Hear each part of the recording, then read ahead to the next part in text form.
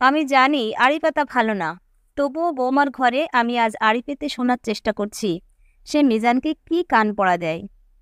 আমার একমাত্র ছেলে মিজানকে 1 মাস হলো অনেকটা আমার অমতেই বিয়ে দিয়েছিলাম। আমার পছন্দ করা মেয়েকে মিজান বিয়ে করেনি, করছে তার পছন্দের মেয়ে নিতুকে। দেখতে শুনতে খুব একটা খারাপ না নিতু, গায়ের রং যদিও শ্যামলা, তবে ওর চেহারায় একটা মায়াবী ব্যাপার আছে। চোখে কাজল দিয়ে ঠোঁটে হালকা ভ্যাসলিন দিলে সুন্দরের মাথা খাওয়া রূপ যেন উথলে পড়ে।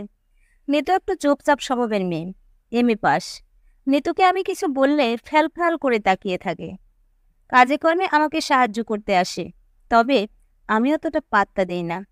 তিল তিল করে গড়ে তোলা আমার সংসার, যে সংসারে আমার একমাত্র সম্পদ, আমার বেঁচে থাকার উৎস, আমার একমাত্র সন্তান মিজান, তাকেই এই নিতু হাত করে নিয়েছে।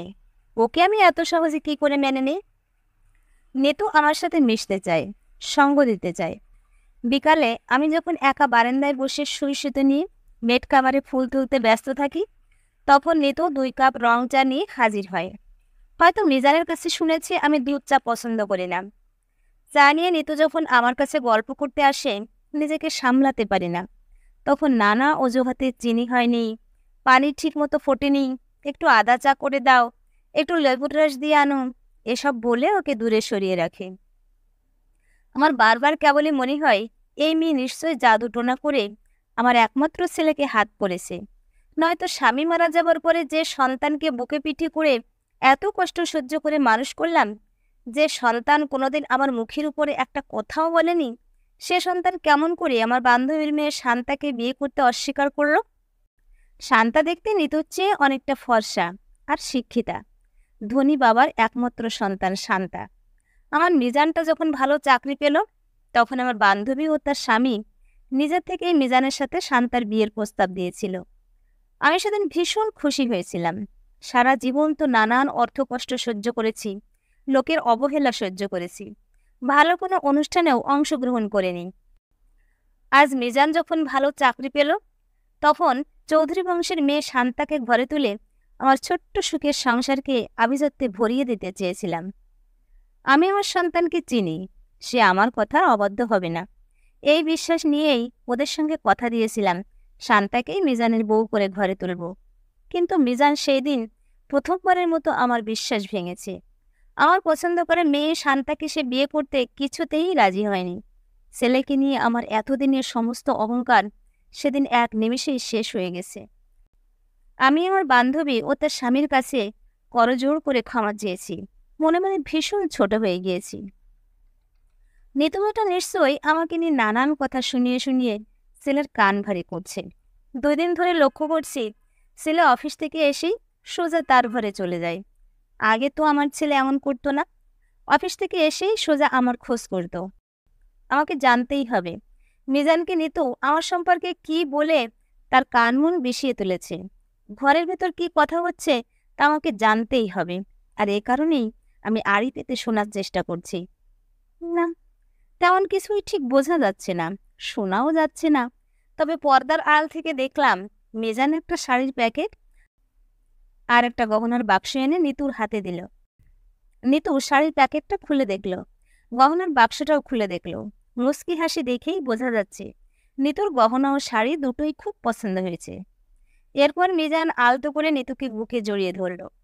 ওদের এই আদিক্ষেতা আর আহ্লাদ দেখে আমার সমস্ত শরীর রাগে ঝিমঝিম করতে লাগলো। আমি দরজার পাশ থেকে সরে ওয়াশরুমে চলে গেলাম। খেয়াল করলাম রাগে দুঃখে বিরক্তিতে আমার চোখ বেয়ে পানি ঝরছে। কলের ঠান্ডা পানির ঝাপটা চোখে মুখে দিয়ে আমার ঘরে এসে বাতি নিভিয়ে শুয়ে পড়লাম। এই ঘটনার মিনিট 15 পর মিজান এলো।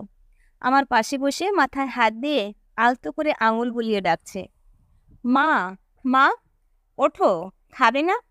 এই অবেলায় শুয়ে আছো যে, শরীর খারাপ করেনি তো? আমি মিজানের ডাকে কোনো পাত্তা দিলাম না, চুপ করে আছি। মিজান আমার কপালে হাত দিয়ে দেখলো জ্বর আছে কিনা। না, জ্বর নেই। মা প্লিজ ওঠো, তোমার সাথে খাবো, ওঠো তো। মিজান এক প্রকার জোর করেই আমাকে শোয়া থেকে তুলল। আমি ভীষণ বিরক্ত হয়ে গেলাম। বললাম, খোকা, তুই এত জ্বালাচ্ছিস কেন বলতো? আমি খাবো না। যা, তুই তোর বউয়ের সাথে খেয়ে নে, বিরক্ত করিস না তো। মিজান আমার কথাটা না শোনার ভান করে আমার মুখে হাত দিয়ে কথা বন্ধ করে দিল। বলল, এত অভিমান কেন আমার মায়ের? আমি ওর কথার কোনো উত্তর খুঁজে পেলাম না। সত্যি তো, আর কিসের অভিমান? স্বামী তার স্ত্রীকে ভালোবাসবে, এটাই তো হওয়া উচিত।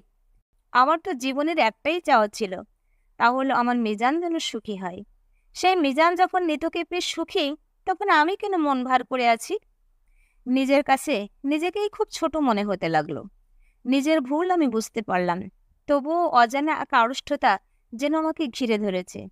আমি কিছুই বলতে পারলাম না, চুপ করে রইলাম। মিজান আমার হাত ধরে ডাইনিংয়ে নিয়ে এলো। নিতু টেবিলে খাবার গোছাচ্ছে। খেয়াল করলাম খাবার টেবিলে শোভা পাচ্ছে ফখরুদ্দিনের কাচ্চি বিরিয়ানি, বোরহানি আর নিতুর স্পেশাল হাতে মাখানো সালাদ। মেয়েটা সালাদ খুব ভালো বানায়। পেঁয়াজ, মরিচ, ধনিয়া পাতার কুচি যখন একটু লবণ আর সর্ষের তেল দিয়ে কষলে মাখিয়ে নেয়, তখন সব মশলার একটা চমৎকার সুগন্ধ এসে নাকে লাগে। এরপর সূক্ষ্মভাবে কাটা টমেটো, শসা আর গাজর কুচি দিয়ে দ্বিতীয় দফা মেখে হালকা লেবুর রসের এই স্যালাডটা আমার অসম্ভব ভালো লাগে। আমার নিজের হাতে করলেও এই স্যালাডটা অতটা ভালো হয় না। খেয়াল করলাম টেবিলের এক কোণে একটি কেকও রাখা আছে। আমি মনে মনে ভাবি, ও, এই অবস্থা! নিশ্চয় আজ নিতুর কোনো স্পেশাল দিন, আর এজন্যই এত আয়োজন। নিতু মোমবাতি আর ছুরি নিয়ে কেক হাতে আমার দিকে এগিয়ে এলো। কেকের গায়ে লেখা, হ্যাপি বার্থডে মা। আমি যেন লজ্জায় কুঁকড়ে গেলাম, ঠোঁট দুটো কেঁপে উঠল। বললাম, এসব কি করেছিস খোকা?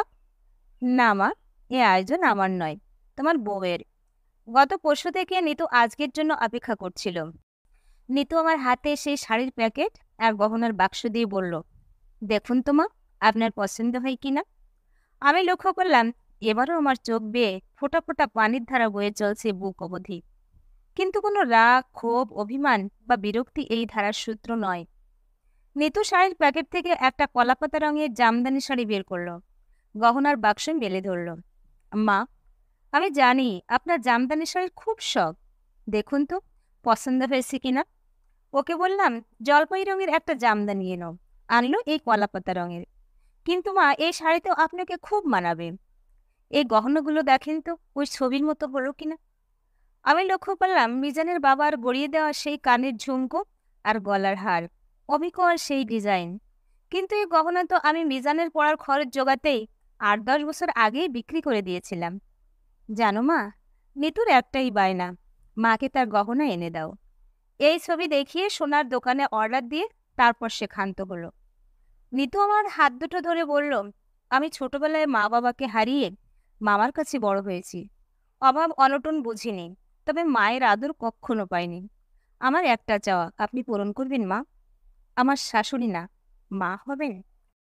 নিতুর গলা ভারী হয়ে চোয়ালে কথাগুলো আটকে যাচ্ছে। আমি নিতুকে এই প্রথমবার জড়িয়ে ধরলাম। বুকের ভেতরে একটা প্রশান্তির আলোয় ভরে গেল। নিতুকে বুকে নিয়ে আদর করে কপালে চুমু খেয়ে বললাম, পাগলি মেয়ে আমার, তুই তো আমার মেয়ে। আমার ছোট্ট সংসারটা এক মুহূর্তেই দুনিয়ার সেরা সুখোদ্যানে পরিণত হলো। প্রিয় ভিউয়ার্স, গল্পটা ভালো লাগলে লাইক, কমেন্ট ও শেয়ার করতে পারেন। আর এরকম আরও নতুন নতুন গল্প শুনতে চাইলে আমার চ্যানেলটা সাবস্ক্রাইব করে সাথে থাকুন। ধন্যবাদ।